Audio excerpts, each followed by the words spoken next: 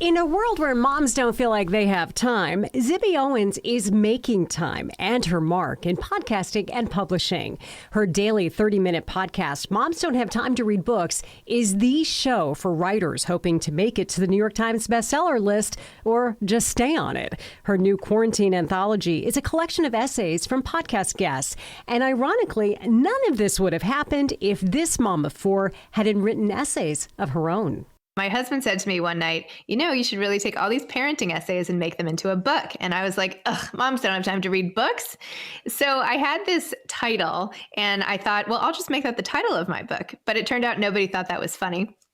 So I saved the title, threw it on the podcast I ended up starting, and then it became my brand. So when it came time for this anthology, again, I called it Moms Don't Have Time To, because really, we don't have time for much, but somehow we find time for everything. So it's sort of like, yes, we do have time to read. There is also something that some people are calling the Zibby effect, and it refers to Zibby Owens being a kind of publishing fairy godmother, like an Oprah or a Reese Witherspoon. Translation, she sells books. I love that you've made authors rock stars. I have so much respect for authors, and yet it's so crazy that you can be sitting next to them at a restaurant and not even know. Why should movie stars get all the credit? I feel like authors just work their magic in such amazing ways, and I feel like they deserve the red carpet. I'm curious to know your greatest time hack to be able to continue creating.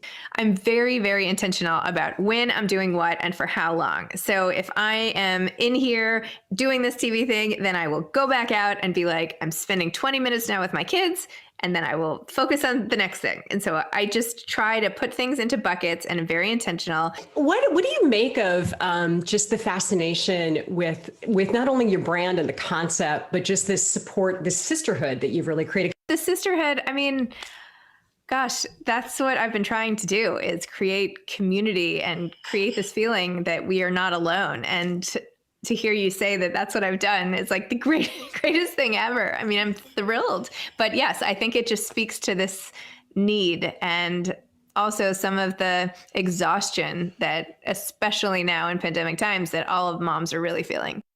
If you're a mom, boy, can you relate to all of that. Well, you can listen to the full episode by searching Dying to Ask wherever you listen to podcasts, or look for the link on the KCRA 3 app. Find out about how Zibby is growing her Moms Don't Have Time brand to cover everything from weight loss to grief to sex.